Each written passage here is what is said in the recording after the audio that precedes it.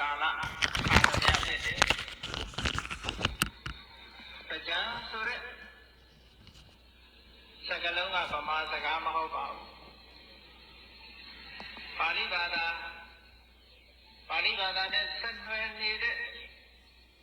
Sanskrit လို့ခေါ်တဲ့တက္ကတဘာသာအိန္ဒိယနိုင်ငံမှာထွန်းကားတဲ့ဘာသာစကားတစ်ခုပေါ့အဲဒီဘာသာစကားကသင်္ကရန္တသို့မဟုတ်တံကမန္တပြောင်းရွှေ့ခြင်းဆိုတဲ့ကုပြောင်းခြင်းဆိုတဲ့အဓိပ္ပာယ်ရတဲ့စကားလုံးကနေပြီးတော့မြန်မာတွေကတင်းကြံလို့ခေါ်ကြတာပါတင်းကြံဆိုတဲ့အဓိပ္ပာယ်ကဘာလဲလို့ဒီစကားလုံးရဲ့အဓိပ္ပာယ်မူရင်းအဓိပ္ပာယ်ကတော့တင်းကြံဆိုတာနှစ်ဟောင်းကနေပြီးတော့နှစ်သစ်ကိုကူးပြောင်းတဲ့အခါသမယလို့ဒီလိုမှတ်ပါနော်နှစ်ဟောင်းကုန်ဆုံးပြီးတော့နှစ်သစ်ကိုကူးပြောင်းတဲ့အချိန်ပိုင်းမြန်မာလူကြတော့ပြည့်စင်လအားပြောင်းနေတော့လည်းပဲကမ္ဘာပြည့်ကလေးအရာမှာတော့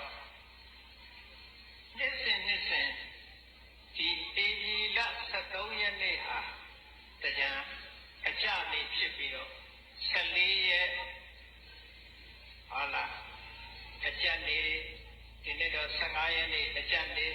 16ရက်နေ့ကျတော့အတက်18ရက်ကျတော့နှစ်ဆန်းနေ့တင်းကြံသာထုတ်တည်ဖြစ်စေမထုတ်တည်ဖြစ်စေတရားရှိခိုးသူတော်စင်ပြိဿတ်တို့မှတ်ထားဖို့ရကဧပြီလ18ရက်ဆိုဘယ်တော့ပဲဖြစ်ဖြစ်မြန်မာနှစ်ဆန်းတရက်လို့မှတ်ထားလိုက်ရင်ပြီးပါတယ်နော်ဧပြီလ18ရက်ဒီမြန်မာနှစ်ဆန်းတရက်လို့ရမယံကအကျက်2ရက်ရှိတယ်ရမယံကအကျက်1ရက်ရှိတယ်ဒီနေ့မှာတော့တင်းကြံအကျက်ဒါကတော့လောကီကိစ္စတွေပါဒီရင်းစာတွေတွက်ချက်ပြီးတော့သတ်မှတ်ထားတဲ့အတိုင်းဒီတင်းကြံတွေကိစ္စတွေကိုဆောင်ရွက်ကြတာဒါလောကီကိစ္စတွေလို့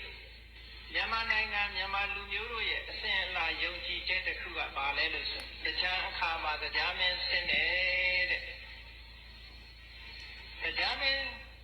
လူပြေကိုဆင်းလာတယ်ဆိုတာနဲ့ပတ်သက်ပြီးတော့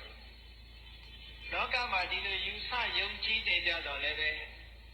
ဘုရားမြတ်စွာဟောကြားတော်မူခဲ့တဲ့ပိဋကတ်30နေက9ပြဓမ္မခန္ဓာပေါင်း7400ထိုဓမ္မခန္ဓာပေါင်း7400ကိုဖွင့်ဆိုတဲ့အထက်ကရာတိကစာအုပ်တွေထဲမှာဘယ်နေရာမှတော့မပါဘူးဘယ်နေရာမှမပါဘူးကဲသူတော်သင်တို့စဉ်းစားပြီးတော့ကြည့်တရားမင်းဆင်းနိုင်သလားမဆင်းနိုင်ဘူးလားဆိုတာ ਨੇ ဆင်းရင်လည်းတရားဆိုတာတကူအိဋ္ဌိပတ်နဲ့ပြည့်စုံတဲ့ပုဂ္ဂိုလ်ခဏလေးဆင်းလာလို့ရတယ်နော်ဘယ်လိုစဉ်းစားကြည့်ရမလဲလို့ဆိုလို့ရှိရင်လူပြေမှာနှစ်ပေါင်း100ဆိုရင်တာဝရိန္ဒာမှာတရက်မနစ်ကတရားမင်းဆင်းဟိုရောက်လို့မှမကြသေးဘူးပြန်ဆင်းရမယ်ဆိုရင်အနေထားမဖြစ်ပေဘူးလားလူပြေမှာအနှစ်100မှတာဝရိန္ဒာမှာတရက်ရှိသေးတယ်ဟုတ်ကဲ့အဲဒီတော့တစ်နှစ်အတွင်းကိုတရားကနေပြီးတော့